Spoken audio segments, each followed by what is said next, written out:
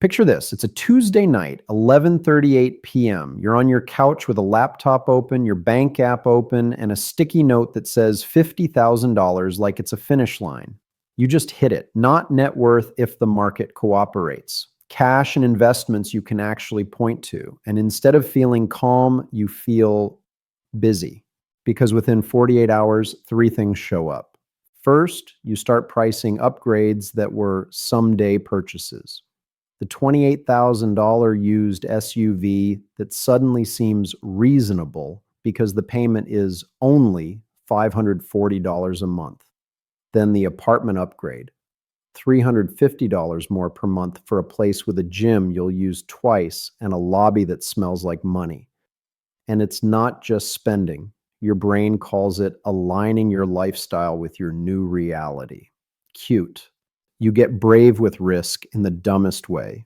You see a clip about someone turning $10,000 into $100,000 on options, and you catch yourself thinking, I could allocate just $5,000 to play. But $5,000 isn't play when it's 10% of your entire pile. At $50,000, one sloppy decision isn't a lesson.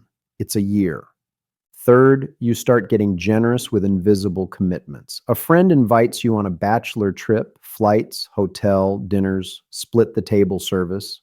Your share is $1,900. Your cousin launches a business and you spot him $2,000 because you don't want to be the person who says no now that you're doing well. And nobody sees the part where you're quietly trying to keep the number above $50,000 because dipping to $47,300 feels like failure. Sound familiar? What if I told you the first $50,000 isn't the safest money you'll ever have? It's the most dangerous. Not because it's small, because it's the first time money starts messing with your identity. You get confident before you're actually protected. You get options before you have margin. And you get attention from other people and from your own impulses before your system is built. My name is Ben, and I spend way too much time thinking about money, psychology, and why the first $50,000 creates this weird danger zone where smart people suddenly do expensive emotional math. If you like videos that turn messy money behavior into clear rules you can actually use, hit subscribe. And here's where it gets interesting. The first thing that changes at $50,000 isn't your bank balance. It's the way your brain prices risk, upgrades, and just this once decisions. Let's do some uncomfortable math. It's a random Tuesday night. You're in your banking app, not even checking bills, you're checking the number. You hit refresh like it's a scoreboard. It says $50,812, and you feel this tiny physical relief. Then you remember three things you did this week. You moved $6,000 into a high growth account because leaving it in checking felt lazy. You agreed to be the best man, and you're about to front $1,100 for deposits because everyone will pay you back. And you finally booked the dentist thing you've been putting off, and somehow you still caught yourself thinking, okay, but as long as I don't go under 50. And then the new problems show up. Your job offers a stock purchase plan, and you're like, I should max this, even though maxing it means $500 per paycheck. And you don't actually know how that changes your cash flow. Your friend invites you into a group trip chat, and the first message is, we're doing the nicer place. It's only $280 per person. It's $280 per person per night for 4 nights, plus flights, plus Ubers, plus the part where you don't want to be the one counting dollars now that you have money.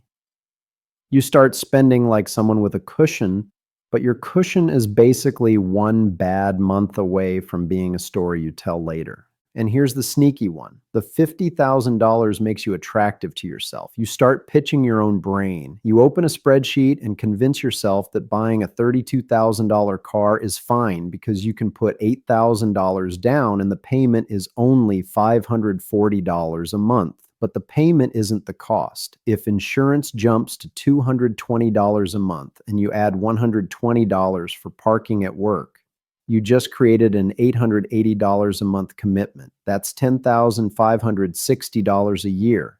Your $50,000 isn't a fortress. It's a pile of dry wood, and you're casually lighting little fires because you like the feeling of being someone who can.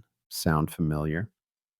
This is the current reality of the first $50,000. You have enough money to make real moves, but not enough money to survive your own overconfidence. You're no longer broke, so every decision feels strategic, but you're also not rich. So every mistake hits your actual life. But here's where it gets interesting. The danger isn't one big purchase. It's the combination of new access and new pressure happening at the exact same time. Access means you can say yes faster. Yes to memberships. Yes to tickets. Yes to, I'll just cover it. Pressure means you feel like you're supposed to say yes because you've crossed a line. And when those collide, you start making commitments that don't look scary in the moment, but quietly lock your future paychecks. The first thing that changes is your risk pricing. When you had $6,000 saved, losing $1,000 felt like getting punched. At $50,000, losing $1,000 feels like a red day. That emotional downgrade is the whole problem. Your brain starts rounding.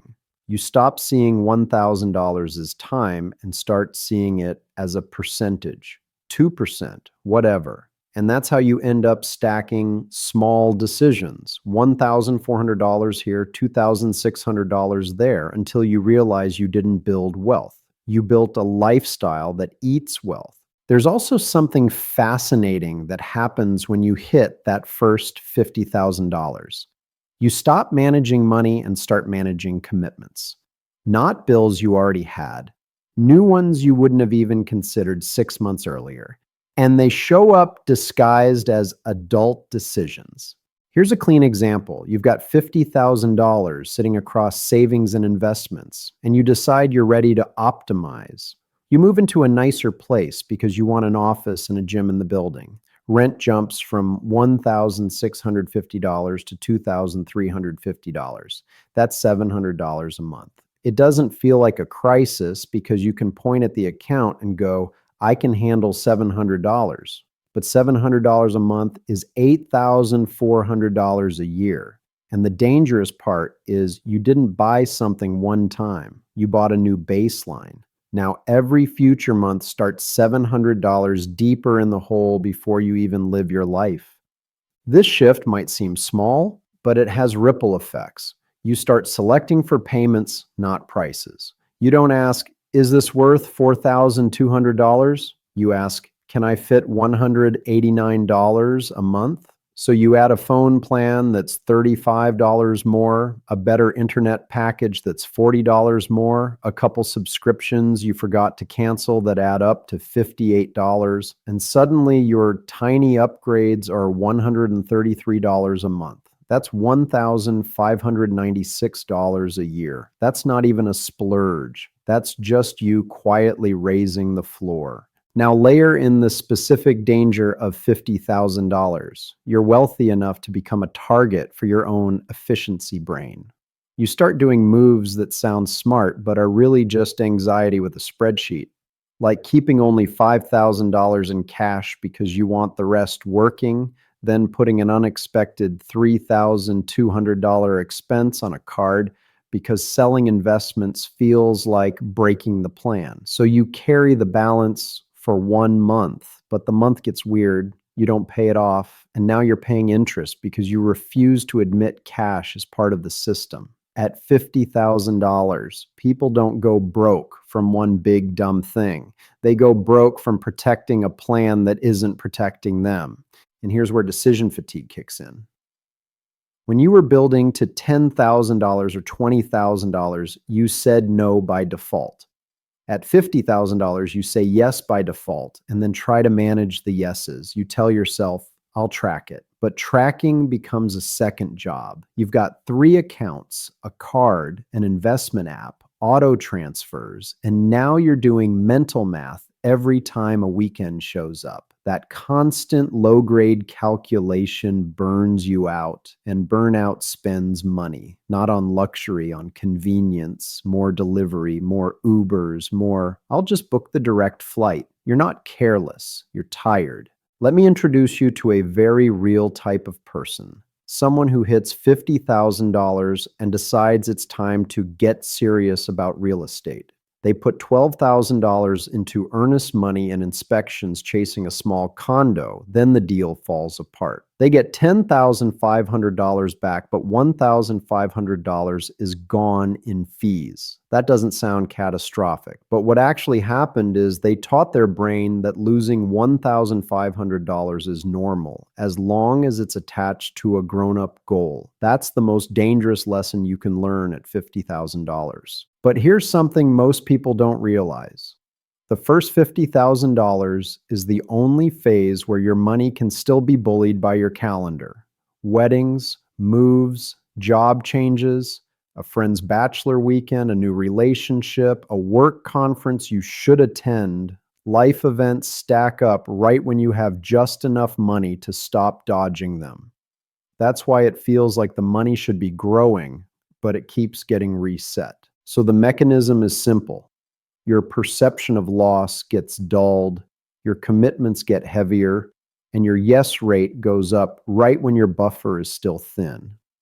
$50,000 isn't dangerous because it's small. It's dangerous because it's the exact amount that makes the next set of mistakes feel reasonable. And here's something that might blow your mind. At $50,000, the danger isn't blowing at all. The danger is leaking just enough in just the right places that you stop compounding and start treading water while still feeling like a responsible adult.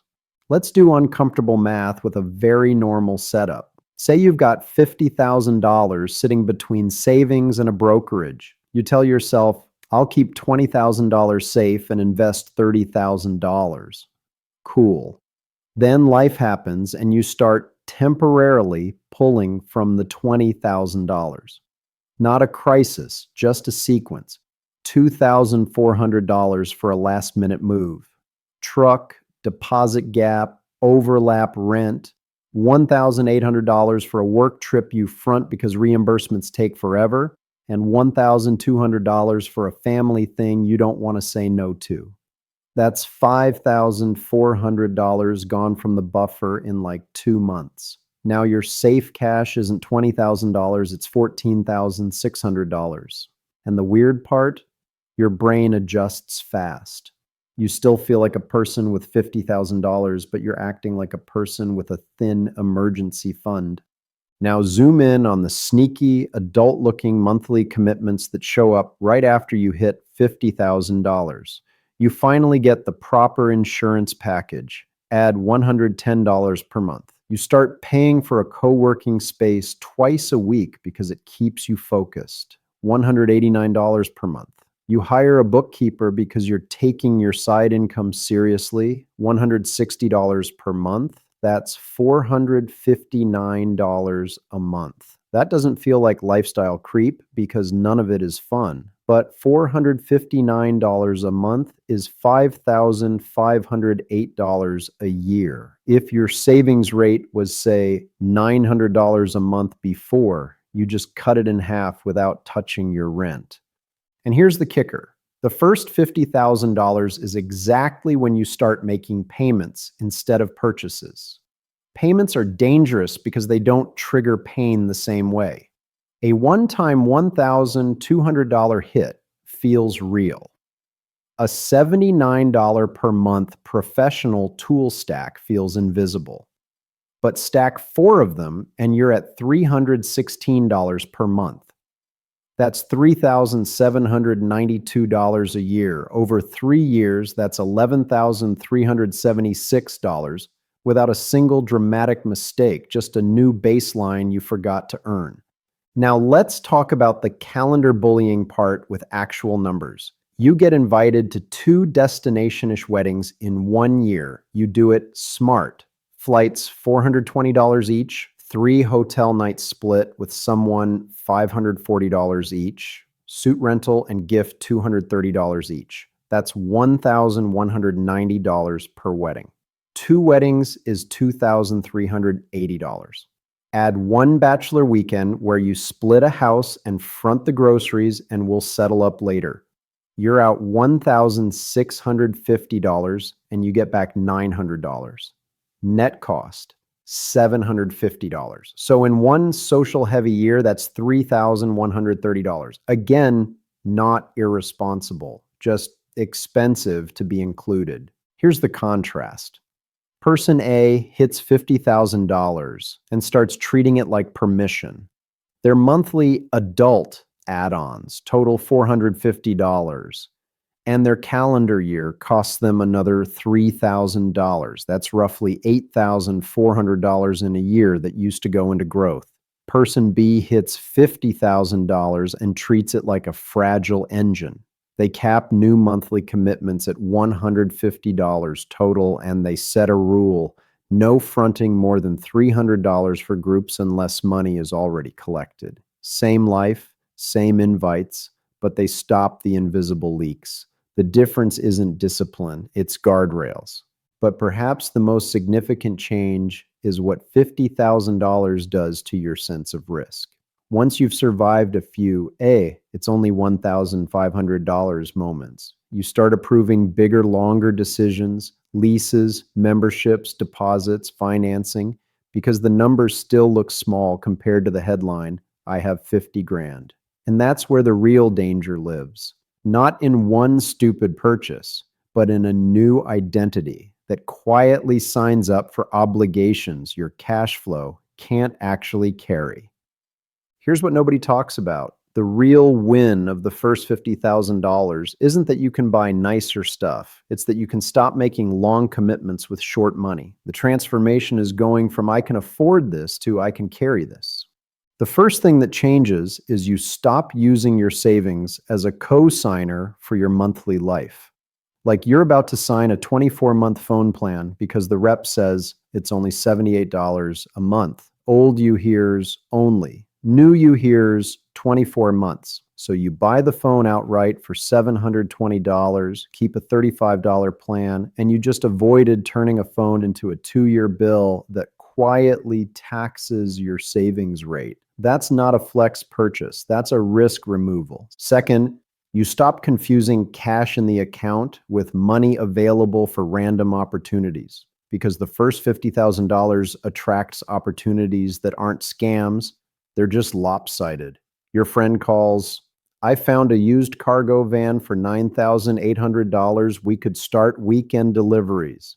It sounds reasonable, but New You math says $9,800 plus $1,400 in registration, tires, plus $220 per month insurance, plus $180 per month storage if your HOA says no.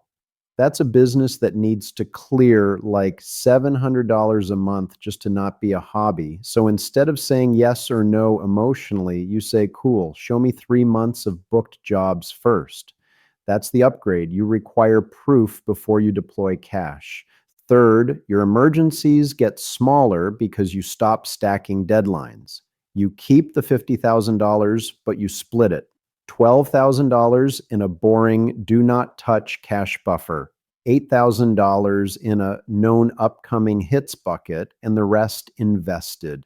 Now, when your landlord says, hey, we're selling, you've got 45 days, you're not liquidating investments at a bad time or panic swiping a card.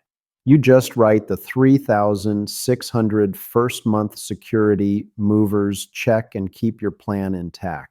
That's what safety actually looks like. And the psychological shift is practical. Fewer decisions. When you cap your recurring commitments, you don't spend Tuesday nights renegotiating your own life. You don't need to figure it out every time someone pitches you a membership, a lease, or a subscription bundle. You already decided what you do with your money. The confidence part is subtle. You start saying, not yet, without feeling broke. Not because you're cheap, because you're protecting the one thing the first $50,000 is most likely to destroy, momentum. But let's address the elephant in the room. If this is the transformation, why do so many people still blow it right after they hit $50,000? Because the danger isn't the purchase, it's the paperwork. It's the moment you turn a milestone into a lifestyle contract. You might be thinking, okay, but how do I protect $50,000 when life is still happening and everyone expects me to act successful now? Because that's the real objection. The first $50,000 doesn't remove problems. It upgrades the kinds of problems you're allowed to say yes to. The good news is you don't need a perfect system. You need a few rules that stop you from turning a milestone into permanent monthly obligations. The key is to treat $50,000 like a fragile prototype, not a finished product. Your job is to keep it alive long enough to start compounding. So here are 3 concrete moves that make the danger zone survivable. First, create a paperwork delay. Anything that creates a contract or recurring bill gets a 72-hour pause and a 1-page check, not a spreadsheet, 1 page. What's the start date, cancellation terms, and the all-in monthly cost after the promo ends? If you can't explain the exit in 1 sentence, you don't sign. This kills the most common $50,000 mistake. You don't buy a thing, you accidentally adopt a new bill. Second, set a new baseline cap for fixed costs tied to your life, not your mood. Pick a number like $350 per month total for all new recurring commitments combined. That's gym, apps, memberships, warranties, upgraded plans, whatever. If you want a new $40 a month thing, you have to cancel $40 a month first. This isn't about willpower. It's about making yes require an equal no. Third, define what your $50,000 is for in writing using percentages. Example, 25% stays liquid as your stability core, 10% is for known upcoming hits in the next year, and 65% is long-term. The point isn't the exact split. The point is you stop renegotiating your own money every time you feel anxious or excited.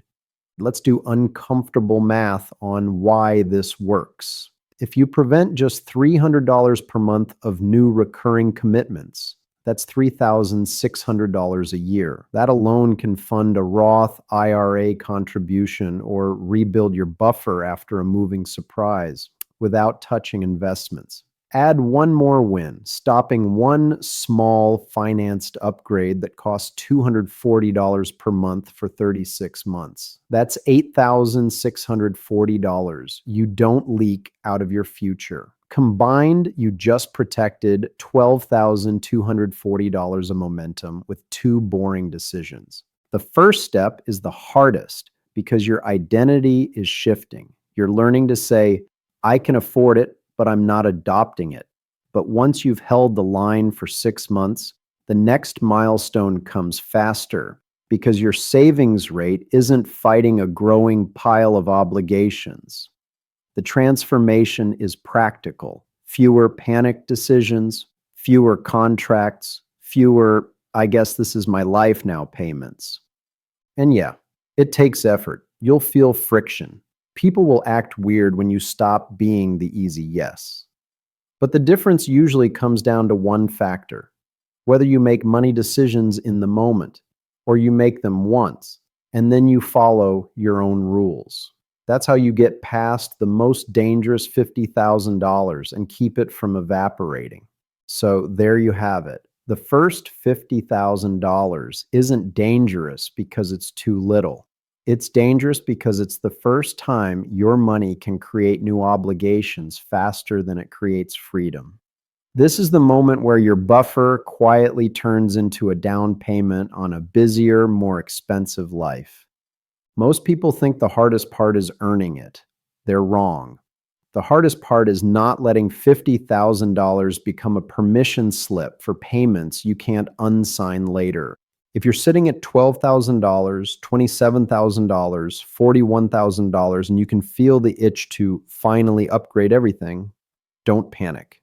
Do one move this week. Write a simple rule for your next 12 months that says no new monthly commitments unless my cash savings still stays above $50,000 after I pay it. Not after I get paid, after you actually buy it. If that rule blocks the decision, that's not bad luck. That's the point. It forces you to buy upgrades with surplus, not with your future savings rate.